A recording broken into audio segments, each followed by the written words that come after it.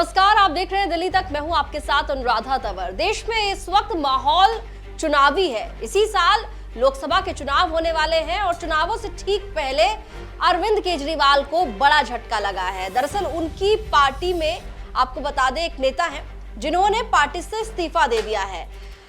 हरियाणा में आम आदमी पार्टी की चुनाव समिति के अध्यक्ष अशोक तंवर ने पार्टी से इस्तीफा दे दिया है और अब अटकलें लग रही हैं कि वो जल्द ही भारतीय जनता पार्टी का दामन थाम सकते हैं। लेकिन अशोक तंवर ने चुनावों से ठीक पहले ही ऐसा निर्णय क्यों लिया? आपको बता दें, इसी साल जो है वो लोकसभा के चुनाव भी हैं देश में, और हरियाणा में भी विधानसभा के चुनाव होने वाले हैं। और इन महत्वपूर्ण चुनावों से पहले अशोक तंवर ने पार्टी छोड़ने का निर्णय क्यों लिया है, इसका जवाब खुद अशोक तंवर ने अपने इस्तीफे में दिया है, जो इस्तीफा उन्होंने अरविंद केजरीवाल को भेजा है। तो आपको दिखाते हैं अशोक तंवर का इस्तीफा और बताते हैं कि आखिर क्या वजह थी कि उन्होंने पार्टी छोड़ने का निर्णय ले लिया। अशोक तंवर ने अपने इस्तीफे में लिखा, वर्तमान राजनीतिक परिदृश्य और भारतीय राष्ट्रीय कांग्रेस के साथ आपके जुड़ाव को देखते हुए मेरी नैतिकता मुझे आम आदमी पार्टी हरियाणा के चुनाव अभियान समिति के अध्यक्ष के रूप में बने रहने की अनुमति नहीं देती।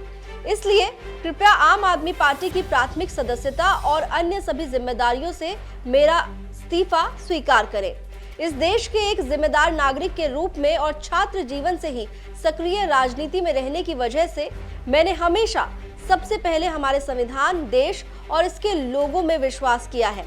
मैं हरियाणा राज्य, हमारे प्यारे देश भारत और उसके लोगों की भलाई के लिए काम करना जारी रखूंगा। तो साफ तौर पर अशोक तंवर ने जो वजह बताई है इस्तीफे की, वो ये बताई है कि आम आदमी पार्टी ने जिस तरीके से कांग्रेस के साथ अलाइनमेंट किया है, उसके बाद उनकी नैतिकता इस बात की इजाजत नहीं देती कि वो आम आदमी पार्टी के साथ जुड़े रहे, और इसीलिए उन्होंने आम आदमी पार्टी की चुनाव अभियान समिति के अध्यक्ष पद से इस्तीफा दे दिया है। और अब ये कहा जा रहा है कि वो जल्द ही बीजेपी ज्वाइन कर सकते हैं। ऐसा क्यों कहा जा रहा है, ये भी समझ लीजिए। आम आदमी पार्टी ज्वाइन करने से पहले ही अशोक तंवर, जैसा कि उन्होंने अपने इस्तीफे में भी लिखा कि वो छात्र जीवन से ही राजनीति में सक्रिय थे, तो वो पहले से ही राजनीति में थे। कांग्रेस के साथ लंबे वक्त तक रहे अशोक तंवर। उसके बाद जब कांग्रेस छोड़ी तो उन्होंने कुछ वक्त के लिए टीएमसी भी ज्वाइन की और फिर आम आदमी पार्टी में आ गए। अब कांग्रेस से आम आदमी पार्टी ने हाथ मिलाया तो ये बात अशोक तंवर को पसंद नहीं आई और इसी वजह से उन्होंने इस्तीफा दे दिया है। अब जब कांग्रेस और आम आदमी पार्टी दोनों ही अशोक तंवर को पसंद नहीं आ रही हैं, तो ये आकलन किया जा रहा है, ये अटकलें लगाई जा रही है, अनुमान लगाया जा रहा है कि अब अशोक तंवर बीजेपी का दामन थाम सकते हैं।